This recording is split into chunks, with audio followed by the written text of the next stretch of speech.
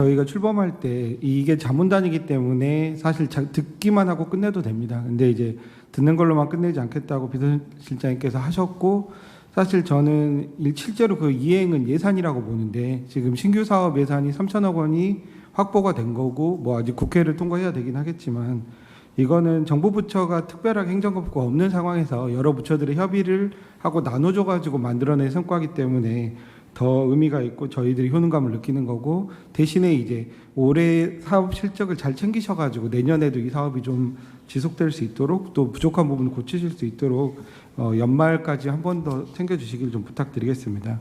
저는 두 가지를 좀 크게 좀 말씀드리고 싶은데요. 이제 우리나라에서 이제 정년 연장 논의가 좀 저는 될 거라고 생각을 합니다. 그런데 정년 연장을 하면은 사실 대한민국의 노동법은 상당히 정규직들을, 저도 정규직이지만 많이 보호하는 노동법입니다. 그런데 이 상태로 그대로 이제 50대, 60대 세대들이 정년 연장이 된다면 청년들의 기회가 줄어들 수밖에 없고요. 지금도 일자리가 늘어나는 것은 주로 60, 70대짜리고, 청년들은 저희가 계속 쉬었음 논의를 한 것처럼 일자리 진입에 어려움을 겪고 있습니다. 그런데 이 부분에서 좀 더 이제 청년 친화적인 그런 정년 연장 논의가 돼야 된다고 생각을 하고요. 그 인간의 행복에 대해서 연구한 긍정심리학자들이 사람의 행복을 세 가지로 나누는데, 뭐 그게 쾌락이 있고 몰입이 있고 의미가 있는데, 우리나라에서는 일단은 일자리를 들어가야지 자기가 몰입할 수 있는 기회를 얻고, 또 우리나라가 비혼 출산이 거의 없는 나라지 않습니까? 삶의 의미는 가족에서 주는 의미가 큰데, 그런 일자리 진입이 늦어지면은 지금도 초혼 연령이 34세, 32세 이런 상황이라서 그 이상의 의미를 찾는 것도 늦어지기 때문에 어려움이 있다고 보고요.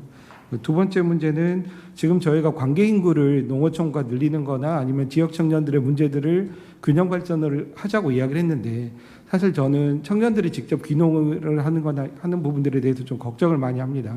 왜냐하면 농림, 축산, 그런 어업 같은 경우는 대규모 장치 산업이고 리스크가 큰데 청년들이 갔다가는 빚쟁이가 될 수 있거든요. 정책자금 대출이 많을수록 그게 더 위험한데, 오히려 저는 지금 50대, 60대들이 지방으로 많이 내려가도 정책 설계도 그렇게 해서, 내가 이제 아파트 말고 다른 대안적인 주거를 하고 싶다, 아니면 5도 2촌이나 세컨하우스를 더 갖는 게 부담이 안 되게 해서 그 사람들을 내려보내야지, 청년들한테 오히려 지금 수도권에 이제 과반이 살고 있는데 그 세대들이 빠져나가 줘야지 그 인구들이 이제 청년층이 더 갈 수 있는 기회가 생긴다고 생각해서, 앞으로의 정책 방향에서 그 두 가지 방향이 좀 청년들한테 큰 도움이 될 것 같습니다.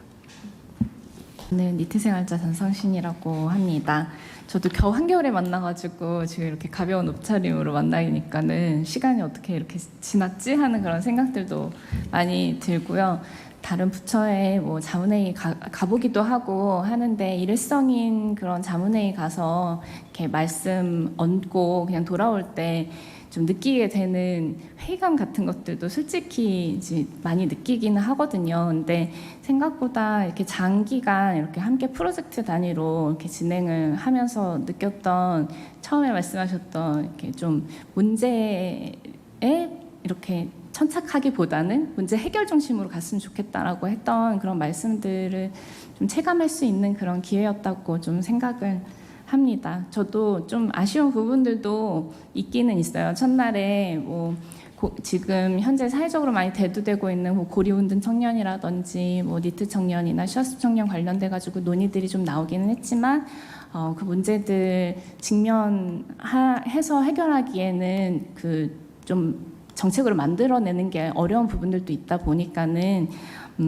포괄적인 어떤 정책의 그 측면에서 지금 저희가 제안을 하게 된 부분들도 있다고 생각을 하긴 하거든요. 근데 어떻게 보면은 다부처 간에 이렇게 조율을 할 수 있는, 비서실에서 할 수 있는 역할이지 않을까 또 생각하는 부분들도 있고요.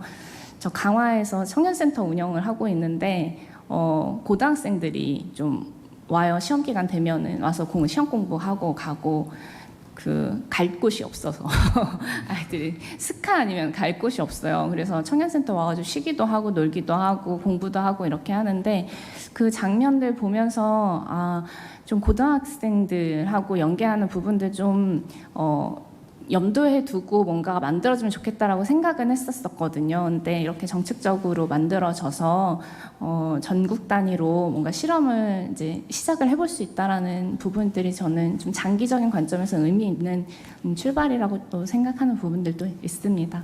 6개월 동안 모두 수고 많으셨습니다. 감사합니다. 전해롭니다. 아주 이거 하면서 했던 그냥 기억으로 이야기를 해보고 싶은데요. 세종시를 두 번인가요? 한 번인가요? 한 번 갔었잖아요. 그리고 그 수석님도 커피도 먹고 그랬는데 그때 이제 역시 뭐랄까 그 지방 청년들이 처해 있는 교통의 현실이랄까 저기 비서관님이 시간 없다고 오송역까지 3만 원 내고 택시 타고 같이 타고 갔었던 그런 기억들이 나고 그러니까 이런 이야기를 말씀드리는 게 다른 이유가 아니라 이제 저기였죠. 뭐 다양한 위기들 속에 있는데 제가 관심이 있었던 문제가 이제 그 지방의 교통 네트워크를 어떻게 살릴 거냐 이런 얘기들을 지금 준비하고 있었는데 불행히도 이제 뭐 많이 준비하지 그러니까 여기는 제출을 못해서 아쉽습니다만은 어쨌든 그때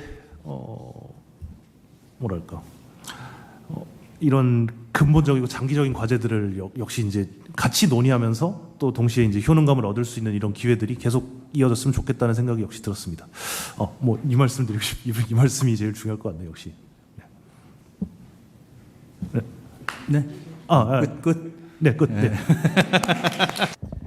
네, 안녕하세요. 부산과 전국에서 청년들의 사회구조적 문제를 제도를 통해 개선하는 활동을 하고 있는 정서원이라고 합니다. 저는 이번에 이제 반영된 과제 중에 그 청년정책 진입 상담이 이번에 이제 진행이 된 게 되게 큰 진전이라고 생각을 합니다. 제가 현장에서 청년들을 만나면 사실 청년이기 때문에 정책을 플랫폼으로 많이 안내를 하고요. 그렇다 보니 피로도나 문턱이 되게 높은 편입니다. 그리고 그에 따라서 사실 청년 정책으로 내가 뭔가를 받을 수 있을 것 같아라고 하는 기대치도 굉장히 낮습니다. 근데 그렇다 보니 제가 청년 도전 지원 사업이나 실제 강의 현장에서 청년들에게 직접적으로 청년 정책을 안내하게 될 때는 상대적인 만족도가 높습니다. 두 가지 요인이 있는데요. 첫 번째는 강의 전에 보편적으로 어떤 상태에 놓여져 있는지 청년들을 확인하고 가기 때문에 이들을 위한 정책을 구조화해서 안내를 합니다. 별도의 플랫폼을 제가 만들어요. 다 볼 수 있도록. 두 번째는 만나서 직접 설명해 준다라고 하는 측면에 대한 만족도가 굉장히 큽니다. 이것들을 참고한다고 하면 현재 무엇이 문제인지 사실 확인이 되는데요. 그런데 지자체나 아마 청년들 많이 만나게 되시면 청년 문제에 대해서 뭐가 제일 문제냐라고 물으시면 아마 홍보가 문제라고 많이 이야기들을 들으실 겁니다. 근데 사실은 홍보가 문제가 아니고 필요한 사람들에게 필요할 때 정책이 가닿을 수 있게 하는 지원 체계가 부재한 게 지난 10년간의 청년 정책의 문제인데요. 그렇다고 한다면 이 체계가 왜 중요하냐라고 했을 때 지난 청년 정책은 이제 양적 증가를 이뤄냈습니다. 그럼 그 다음은 이것을 어떻게 전략적으로 잘 전달할 것인가가 필요한데 사실 이 과정에는 청년센터의 역할이 굉장히 중요합니다. 왜냐하면 청년센터가 현장감을 느껴야 어떤 청년들에게 어떤 방식으로 정치가 구조화해서 전달이 돼야 되지를 않은데 사실 만날 만한 접점이 없었기 때문에 이 전략을 세우지 못한 측면도 있습니다. 그리고 청년은 찾아갈 수 있는 곳이라고 하는 생각을 못했기 때문에 이 두 수요가 맞지 않았던 거죠. 그래서 이번에 이 전달 체계, 진입 상담에 대한 것들은 지난 정부도 못했고 문제를 담당해야 될 국조실도 못했는데 이번에 비서실장님을 통해서 시작을 하게 됐다라고 해서 너무 다행이다는 생각이 들고요. 이제 제가 드디어 강의를 나가서 청년들에게 이제 청년센터 가면 상담 받을 수 있어. 한번 가서 한번 상담을 받아보세요라고 이야기할 수 있어서 너무 다행이라고 생각을 합니다. 그렇다고 한다면 전 이제 다음 과제를 조금 제안을 해드리고 싶은데요. 무엇이냐면 정책의 신뢰가 떨어지고 있고 그리고 정치의 냉소나 이탈이 되는 측면은 사실상 거리감에서 비롯된다고 생각합니다. 모든 정보와 관계를 온라인에서 다 접하고 있는 환경을 어떻게 바꿀까에 대한 고민을 해봐야 된다고 생각을 하는데요.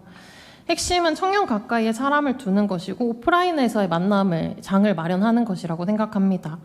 어쨌든 신뢰는 마주봐야 생기는 거고 저도 이번에 이 과정을 통해서 비서실장님에 대한 신뢰도 생겼는데요. 네, 실제로 이제 청년들도 안전하게 대면하는 것에 대한 갈증도 굉장히 높기 때문에 청년들이 청년센터 가면 상담만 받게 할 거냐, 그 다음에 원데이 클래스만 받게 할 거냐, 그리고 또 연계를 해서 딴 데 가라고 안내를 할 거냐를 넘어서서 더 많이 만나고 이들이 만나서 대화하고 청년 또래와 사회와 관계 맺도록 지원하는 공적 시스템이 이제 청년센터에 탑재가 되어야 된다고 생각합니다. 그래서 이번 정부에서 비서실장님 임기 내 꼭 이 청년센터 문제는 해결해 주셨으면 좋겠습니다. 감사합니다. 많이 한 사람인데. 네, 처음 첫 회의 하고도 저는 사실 첫 회의보다 저희가 이제 청년재단에 모여서 함께 토론했던 그날이 굉장히 기억에 남는데요. 이제 그 전까지만 하더라도 이제 각자가 가지고 있는 그냥 아이디어를 하나씩 꺼내는 수준에 불과했다면 저희가 한 2번에 거쳐서 꽤 긴 시간 동안 함께 모여서 집단적으로 지금 한국 사회에 좀 시급한 문제가 뭘 거냐, 우리가 지금 당장 실행할 수 있는 최우선 과제가 뭘까를 좀 집단적으로 토론하고 숙의하는 과정을 거쳤던 게 좀 기억이 남습니다. 아마 그 과정을 거치면서 서로가 각자 가지고 있는 문제인식이나 방식이나 경험들을 좀 많이 충실히 공유도 하고 함께 좀 너의 과제 나의 과제가 아니라 우리 모두의 과제 이렇게 좀 할 수 있었던 여러 가지 의미가 있었던 것 같아서 앞으로도 오늘 관계 이후로도 또 많은 도움과 역할을 좀 부탁드리고 싶다는 말씀을 드리겠습니다. 감사합니다.